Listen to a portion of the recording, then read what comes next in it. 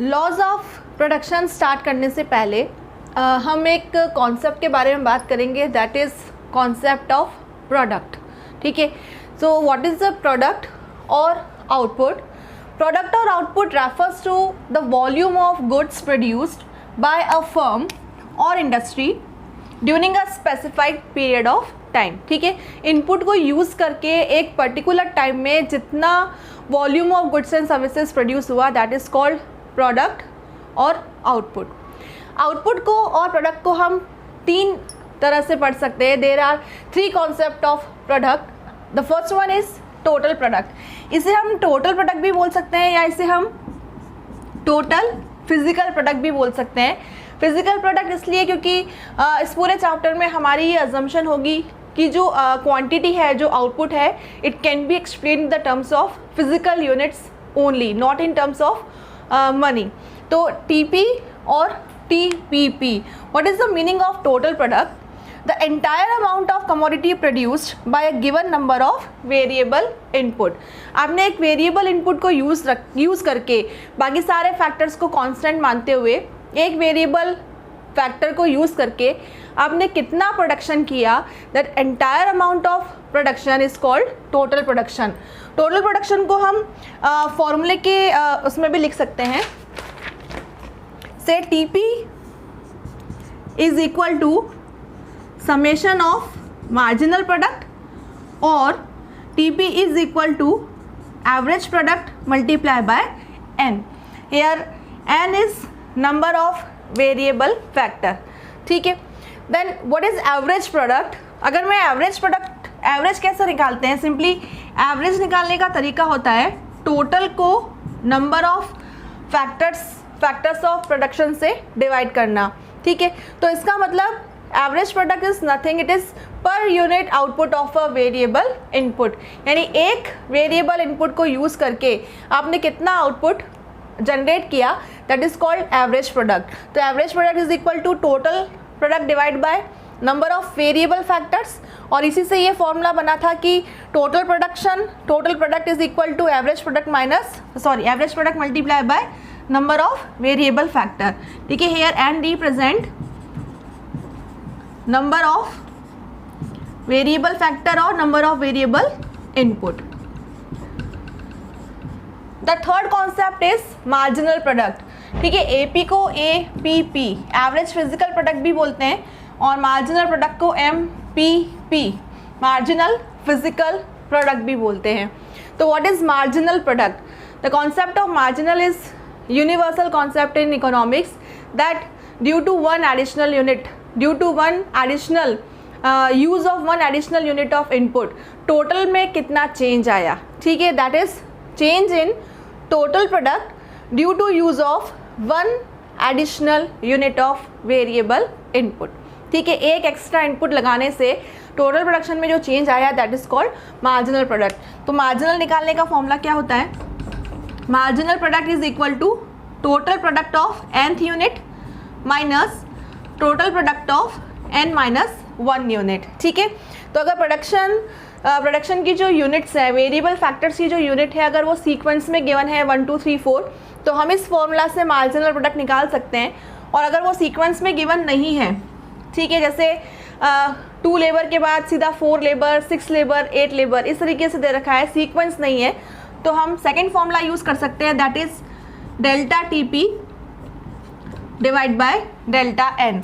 Here delta TP is change in total production divide by delta N is equal to change in number of variable factor. ठीक है, तो इन तीनों concept को हम एक schedule से और इनके कर्व से एक्सप्लेन करते हैं. कॉन्सेप्ट ऑफ प्रोडक्ट को स्केड्यूल से समझाने के लिए हमने ये पांचों से first fix factor which always remain same, क्योंकि हम एक फैक्टर में चेंज कर रहे हैं और अकॉर्डिंगली हम ये देख रहे हैं कि टोटल प्रोडक्शन, एवरेज प्रोडक्शन और मार्जिनल प्रोडक्शन किस तरीके से बिहेव कर रहा है. ठीक है, तो जब हम एक ही फैक्टर को चेंज कर रहे हैं तो हम ये मानेंगे कि दूसरा फैक्टर क्या है, कांस्टेंट है. तो fix factor, F stand for fix factor, उसे हम हमेशा क्या लेंगे, एक लेंगे, कांस्टेंट लेंगे, चेंज नहीं करेंगे. ठीक है, इस तरीके से. और वेरिएबल फैक्टर को हम चेंज करेंगे 0 1 2 3 4 5, 6, 7 एंड 8 इस तरह से, ठीक है। अब इस टेबल को देखिए हाइपोथेटिकल फिगर लेना है, अकॉर्डिंगली हमें ये ध्यान रखना है, हम इसमें से एक के पैटर्न को समझ लेते हैं और वो है मार्जिनल प्रोडक्शन। मार्जिनल प्रोडक्शन का एक ट्रेंड होता है, एक पैटर्न होता है कि मार्जिनल प्रोडक्शन इनिशियली इंक्रीज़ होता है, उसके बाद में अपने मैक्सिमम पर पहुंचने के बाद में ये डिक्रीज़ होता है, ज़ीरो हो जाता है और फिर नेगेटिव हो जाता है। ये मार्जिनल प्रोडक्शन का एक पैटर्न है। ऐसा क्यों होता है, मैं एक सिंपल से एग्जांपल से समझाना चाहूँगी।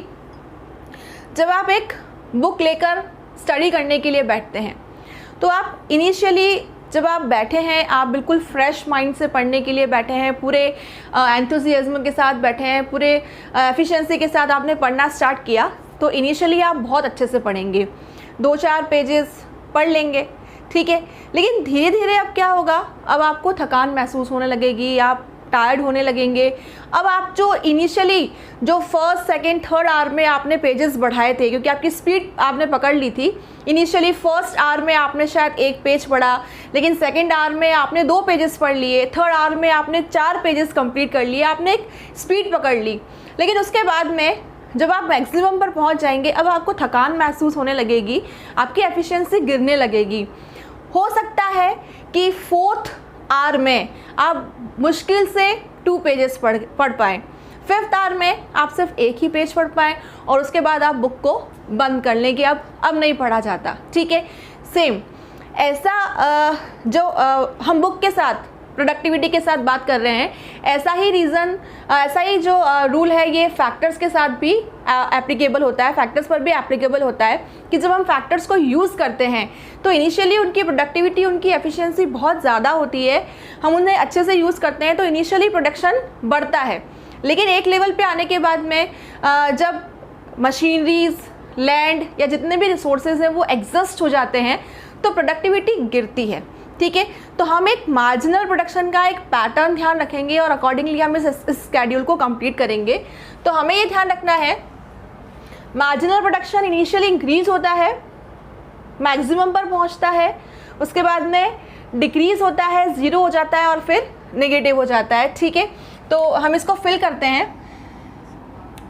जब हमने फर्स्ट वेरिएबल फैक्टर यूज़ किया, एक्चुअली प्रोडक्शन तो तभी स्टार्ट होगा ना, क्योंकि मान लीजिए इस एग्जांपल में जो फिक्स फैक्टर है वो है लैंड और वेरिएबल फैक्टर है वो है लेबर, ठीक है।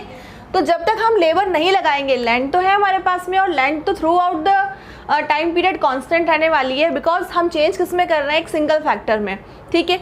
तो लेबर को जब तक अपॉइंट नहीं करेंगे प्रोडक्शन कैसे होगा, लैंड अपने आप में तो प्रोडक्टिव नहीं होती ना, तो ज़ीरो वेरिएबल फैक्टर पर कोई प्रोडक्शन नहीं होगा। जैसे ही हम फर्स्ट वेरिएबल फैक्टर को अपॉइंट करेंगे, फर्स्ट लेबर लगाएंगे, प्रोडक्शन होगा, इनिशियली प्रोडक्शन बढ़ेगा। तो हम एक पैटर्न फॉलो कर रहे हैं 10, 20, 30, उसके बाद में ये मैक्सिमम पे होने के बाद में कम हो जाएगा, दैट इज़ 20 एंड 10, उसके बाद में 0 और देन लास्ट नेगेटिव। हम इस पैटर्न को फॉलो करेंगे मार्जिनल प्रोडक्ट को और अकॉर्डिंगली हम क्या कैलकुलेट कर सकते हैं, अकॉर्डिंगली हम एवरेज प्रोडक्शन और टोटल प्रोडक्शन कैलकुलेट कर सकते हैं। कैसे? अभी हमने सीखा एवरेज प्रोडक्शन हम किससे निकाल सकते हैं, टोटल प्रोडक्शन से, और total production is equal to summation of marginal production. तो पहले हम टीपी कैलकुलेट कर लेते हैं। तो initially TP 0, then 10, 10 + 20 30, 30 + 30 60, 60 + 20 80, 80 + 10 90, 90 + 0 90. When marginal production is 0, total production is maximum, ठीक है। देन 90 में -10 अगर ऐड करेंगे तो इट वुड बी 80 और 80 में अगर -20 ऐड करेंगे तो ये हो जाएगा 60। तो टोटल प्रोडक्शन का एक पैटर्न है कि टोटल प्रोडक्शन भी बढ़ता है, एक मैक्सिमम पर पहुंचने के बाद में ये कम हो जाता है, ठीक है। अब हम एवरेज प्रोडक्शन फाइंड आउट कर सकते हैं। एवरेज कैसे निकाल सकते हैं? Average production is equal to total production divide by n, and n is number of variable factor. तो कैलकुलेट करें, 10 divide by 1 equal to 10, 30 divide by 2 is 15, 60 divide by 3 is 20, 80 divide by 4 20, 90 divide by 5 18, 90 divide by 6 15, 7 divide by 80 divide by 7, ये points में answer आ जाएगा। And last 60 divide bye 8, इसको complete कर लेते हैं, ठीक है। देन 60 डिवाइड बाय 8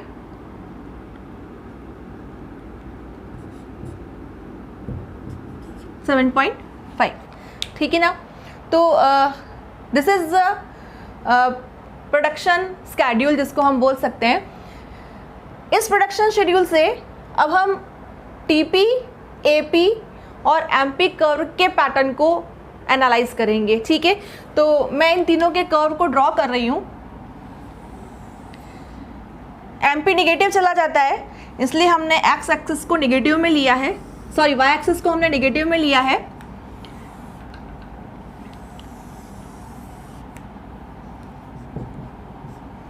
एक्सिस पे माइनस वाई, ठीक है। एक्स एक्सिस पर ना प्रोडक्शन के पूरे चैप्टर में हम एक्स एक्सिस पर नंबर ऑफ वेरिएबल फैक्टर्स को लेंगे, क्योंकि जैसे जैसे number of variable factors change होंगे अकॉर्डिंगली प्रोडक्शन पर क्या इम्पैक्ट होगा।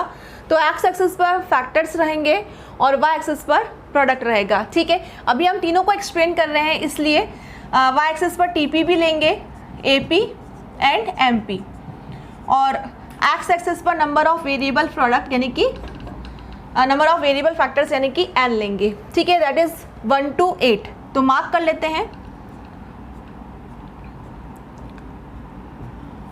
1 2 3 4 5 6 7 एंड 8 इस तरह से, ठीक है। फर्स्ट मैं ड्रॉ कर रही हूँ टीपी। वाई एक्सिस पर भी हम वैल्यू लेते हैं, तो मैक्सिमम वैल्यू जा रही है वो 90 तक जा रही है, तो हम इसमें 10 का गैप ले लेते हैं। 10 20 30 40 50 60 70, थोड़ा सा ऊपर ले लेते हैं वाई एक्सिस को, 80 एंड 90, ठीक है।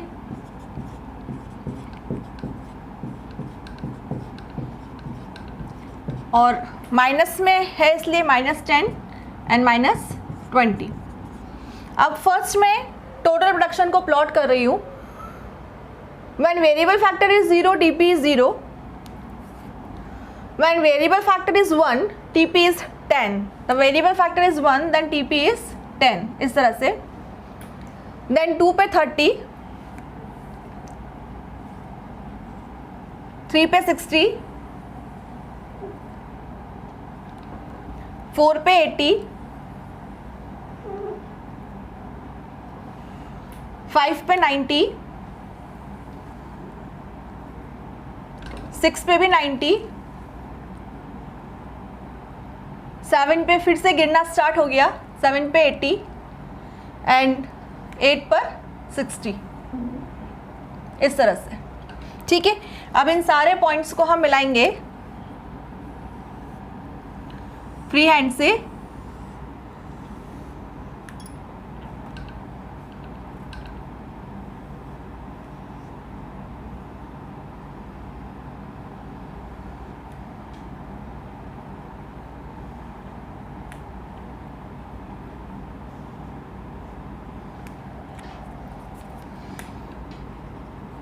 This is TP curve.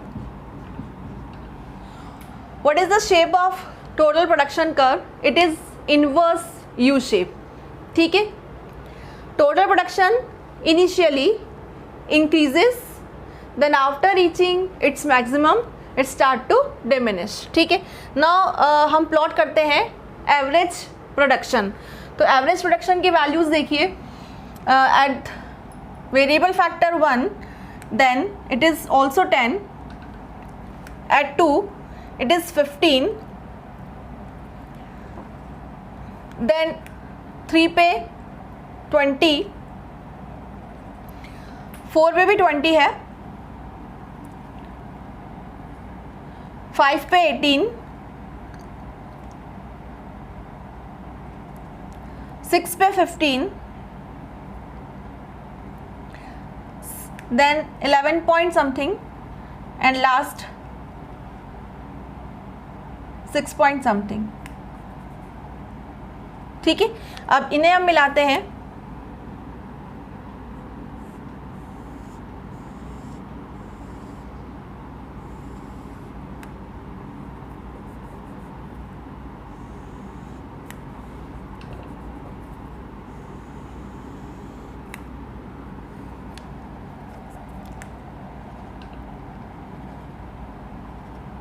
This is AP curve. What is the shape of AP curve? Average product curve is also U shape, but ध्यान रखिएगा average product never touches any of the axis. ठीक है, ये y axis को touch नहीं करेगा, क्योंकि अगर y axis को टच करेगा तो AP ज़ीरो हो जाएगा, एवरेज प्रोडक्शन ज़ीरो हो जाएगा, और ऐसा पॉसिबल नहीं है. अगर एक भी वेरिएबल इनपुट, जैसे एक भी लेबर काम करेगी तो प्रोडक्शन तो होगा. ठीक है, चाहे वो एक ही यूनिट का क्यों ना हो. इसलिए एवरेज प्रोडक्शन कभी भी ज़ीरो नहीं हो सकता, और एवरेज प्रोडक्शन कभी भी ज़ीरो नहीं होता, इसलिए वो एक्सेस को टच नहीं करेगा. ठीक है, now we are plotting marginal production. ठीक है, starts from again 10, then 20, then 30,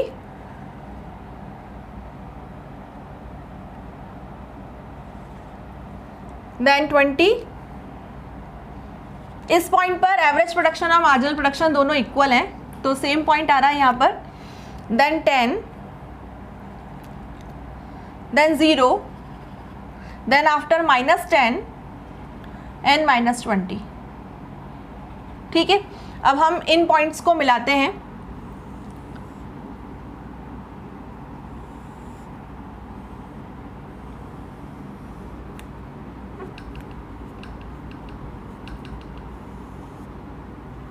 This is marginal production curve. This is marginal product curve MP. ठीक है, तो जैसा कि आप देख रहे हो कि मार्जिनल प्रोडक्ट इनिशियली इंक्रीज होता है, डिक्रीज होता है, ज़ीरो हो जाता है और नेगेटिव हो जाता है. ठीक है ना. तो इस कर्व को देखकर हम बहुत सारी बातें समझ सकते हैं, बहुत सारी चीज़ों का एनालाइज कर सकते हैं. जैसे फर्स्ट, हाँ, इन तीनों कर्व का जो शेप है वो कॉमन है, that is inverse U shape. ठीक है, फर्स्ट हम बात करें TP. Initially it increases, then after reaching maximum it start to diminish. ठीक है ना. Maximum point when TP is maximum, आप देख सकते हैं कि MP is 0. Is this level when total production is maximum, marginal production is 0. ठीक है, when TP increases, marginal production also increases. When marginal production becomes negative, TP start to diminish. जब TP गिर रहा है, marginal production क्या हो रहा है, नेगेटिव हो रहा है. ठीक है, then एक पॉइंट पर यहाँ हम बात करें, the average production is equal to marginal production. तो ये कुछ रिलेशंस हैं, ये कुछ चीज़ें हैं. हमसे अगर इन कर्व्स में किसी में भी किन्हीं भी टू कर्व्स में अगर हमसे रिलेशनशिप पूछा जाए तो हम इस ग्राफ के बेसिस पर उन चीज़ों का आंसर कर सकते हैं. ठीक है, इस ग्राफ में आप ये भी देख सकते हैं कि मार्जिनल प्रोडक्शन का जो मैक्सिमम है, this point and marginal production is maximum. ठीक है, ध्यान रखिएगा, मार्जिनल प्रोडक्शन जब मैक्सिमम होता है उस पॉइंट पर टोटल प्रोडक्शन के पॉइंट को, this point at TP is called point of inflection. ठीक है, जब एमपी मैक्सिमम होता है तो इस पॉइंट को क्या बोलते हैं, टीपी पर इस पॉइंट को बोलते हैं पॉइंट ऑफ इन्फ्लेक्शन. इसे इसलिए बोलते हैं क्योंकि ओरिजिन से लेके, ज़ीरो से लेके पॉइंट ऑफ इन्फ्लेक्शन तक, क्योंकि मार्जिनल प्रोडक्ट बढ़ रहा है, इसलिए टोटल प्रोडक्शन के जो बढ़ने की स्पीड होती है वो फास्ट होती है. TP increase with increasing rate. ठीक है, because marginal production also increases. But after point of inflation MP गिरना स्टार्ट हो जाता है, टीपी स्टिल बढ़ रहा है, लेकिन टीपी के बढ़ने की स्पीड क्या हो जाती है, अब कम हो जाती है, क्योंकि आने वाला हर एक फैक्टर मार्जिनल प्रोडक्शन को बढ़ाता नहीं है। आने वाला हर एक नया लेबर प्रोडक्शन में कंट्रीब्यूशन बढ़ा नहीं रहा है, एमपी गिर रहा है, मार्जिनल प्रोडक्शन गिर रहा है। That's why at this point TP increases, TP बढ़ रहा है, बट विथ डिक्रीजिंग रेट। ठीक है, then when TP is maximum MP is 0. When TP start to decline, TP start to decrease, MP becomes negative. ठीक है, at the point of inflection MP is maximum. ठीक है, the point of the maximum point of MP comes before the maximum point of AP, and the point where AP is maximum, इस point पर AP अपने maximum पर है। When AP is maximum, the average production is equal to marginal production. MP becomes 0 and becomes negative, but average production never becomes 0 and never becomes negative. ठीक है ना, तो ये कुछ रिलेशन है TP, AP और MP के बारे में। इनसे रिलेटेड किसी भी क्वेश्चन को हम इस ग्राफ के थ्रू समझ के और एक्सप्लेन कर सकते हैं। कुछ न्यूमेरिकल इलस्ट्रेशन से इस कॉन्सेप्ट को और क्लियर करते हैं। मैंने कुछ इलस्ट्रेशन लिए हैं, जैसे फर्स्ट इलस्ट्रेशन है, इसमें आपको टोटल फिजिकल प्रोडक्ट गिवन है, मार्जिनल प्रोडक्शन कैलकुलेट करना है। तो हम मार्जिनल को कैसे कैलकुलेट कर सकते हैं? The marginal is equal to TP of n unit minus TP of n minus 1 unit. ठीक है, यानी नेक्स्ट वाली यूनिट में से प्रीवियस वाली यूनिट को, प्रीवियस वाले टोटल प्रोडक्शन को माइनस करना होता है। तो हम ये मान लेते हैं कि जब 0 फैक्टर्स थे तब टोटल प्रोडक्शन भी क्या था, 0 था। अब फर्स्ट फैक्टर पर टोटल प्रोडक्शन कितना है, 20, तो 20 में से 0 माइनस करेंगे तो 20, 35 में से 20 को माइनस करेंगे तो 15, 45 में से 35 को माइनस करेंगे तो 10 और 50 में से 45 को माइनस करेंगे तो 5। तो इस तरह से अगर टीपी गिवन है तो इस तरह से हम मार्जिनल प्रोडक्शन को कैलकुलेट कर सकते हैं। ठीक है, टीपी एमपी निकालने के लिए TP of n unit minus TP of n minus 1 unit. इस इलस्ट्रेशन में अब आपको मार्जिनल प्रोडक्शन गिवन है, टोटल प्रोडक्शन निकालना है। तो कैसे निकालेंगे? टीपी का फॉर्मूला होता है, एमपी से अगर निकालना हो, TP is summation of MP, हम एमपी को जोड़ते जाएंगे। ठीक है, तो इनिशियली देखो सेम रहेगा टीपी।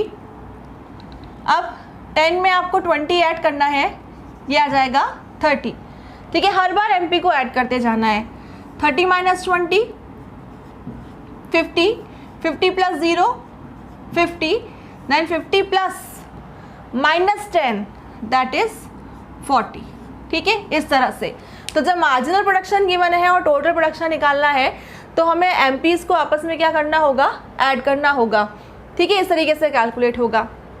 अब मान लीजिए क्वेश्चन में एवरेज प्रोडक्शन गिवन है और अकॉर्डिंगली आपको टोटल प्रोडक्शन और मार्जिनल प्रोडक्शन दोनों फाइंड आउट करने हैं। तो वो कैसे फाइंड आउट करेंगे हम? देखिए, एक चीज़ हमेशा ध्यान रखिएगा, व्हेन वेरिएबल फैक्टर इज 0, ठीक है ना, यानी एक भी लेबर काम नहीं कर रही है, टोटल प्रोडक्शन 0 होगा, कोई प्रोडक्शन नहीं होगा, तो इनिशियली ये 0 आएगा। ये चीज़ ध्यान रखिएगा। ठीक है, अब हमें एवरेज प्रोडक्शन दे रखा है, क्या हम टोटल प्रोडक्शन निकाल सकते हैं? तो टोटल प्रोडक्शन निकालने के लिए हमें एवरेज को किससे मल्टीप्लाई करना होता है? नंबर ऑफ वेरिएबल फैक्टर से। This is n, number of variable factor. तो 5 multiply by 1, this is 5, 10 multiply by 2 20, 10 multiply by 3 30 and 5 हो जा 20।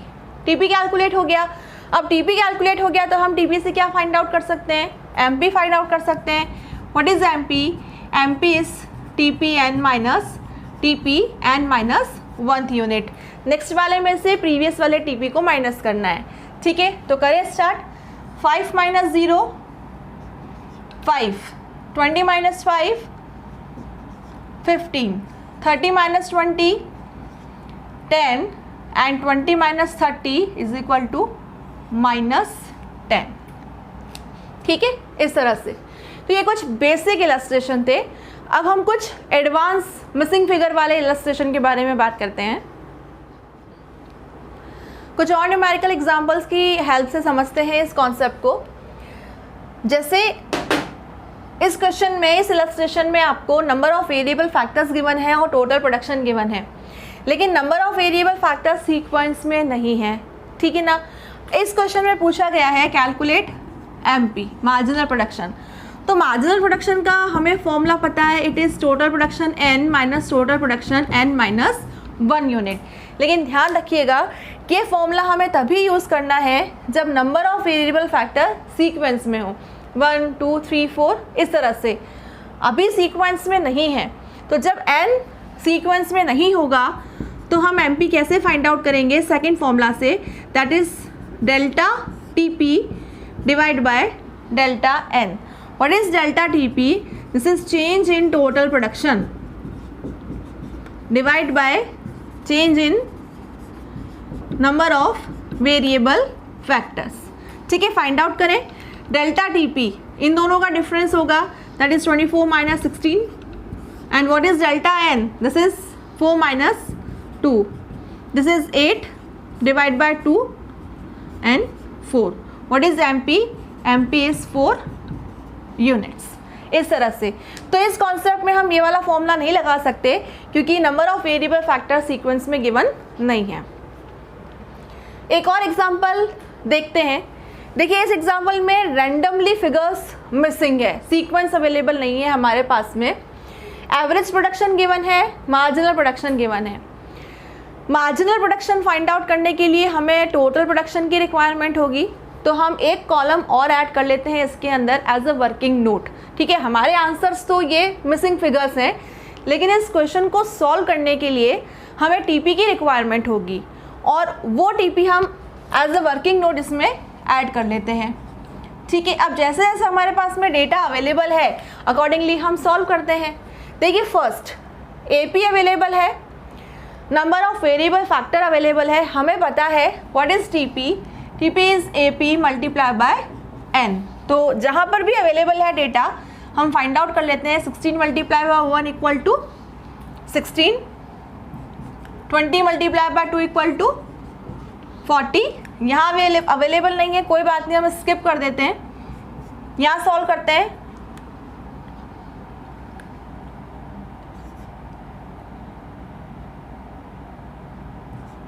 ठीक है, यहाँ अवेलेबल नहीं है, यहाँ सॉल्व कर लेते हैं।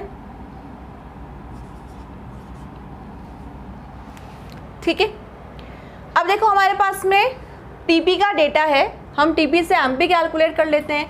हमें मानते हैं कि इनिशियली नंबर ऑफ फैक्टर्स 0 थे, वेरिएबल फैक्टर, तो इनिशियली टीपी भी 0 था ना। 16 minus 0 is equal to 16। First MP की वैल्यू आ गई ना। 40 माइनस 16 करें इस तरह से, तो ये आ जाएगा 24। चेक कर लीजिए, 16 plus 24 equal to 40, cross verify कर सकते हैं। अब ये फिगर निकाल सकते हैं हम, 40 प्लस 20 इज इक्वल टू 60। अब हमारे पास में टोटल प्रोडक्शन 60 है, हमें नंबर ऑफ वेरिएबल फैक्टर पता है, हम एवरेज निकाल सकते हैं ना। एवरेज निकालने का फॉर्मूला क्या होता है? TP divide by N. TP है हमारे पास में, डिवाइड बाय 3 कर देंगे तो आंसर आ जाएगा 20। ठीक है, यहाँ मार्जिनल प्रोडक्ट हम निकाल सकते हैं 72 माइनस 60 करके, तो ये हो गया 12। चेक कर लो, 60 प्लस 12 इक्वल टू 72, ये क्रॉस वेरीफाई भी हो गया। ये फिगर बचा है, तो 72 प्लस 8 80। देखो चेक करो, 80 माइनस 72 8 होता है। अब 80 टोटल प्रोडक्ट है, डिवाइड बाय 5 करेंगे तो क्या निकल जाएगा? एवरेज प्रोडक्शन निकल जाएगा। तो ये हो गया 16। नाउ लास्ट 80 में मैं क्या ऐड करूं कि 84 आ जाए, यानी 84 माइनस 80 इज इक्वल टू 4। ठीक है ना। तो जब मिसिंग फिगर वाले क्वेश्चंस होते हैं तो उसमें आप सारे फॉर्मूलाज हमें एक साथ यूज़ करने होते हैं और अकॉर्डिंगली इन गैप्स को फिल करना होता है जैसे जैसे इन्फॉर्मेशन गिवन होती है।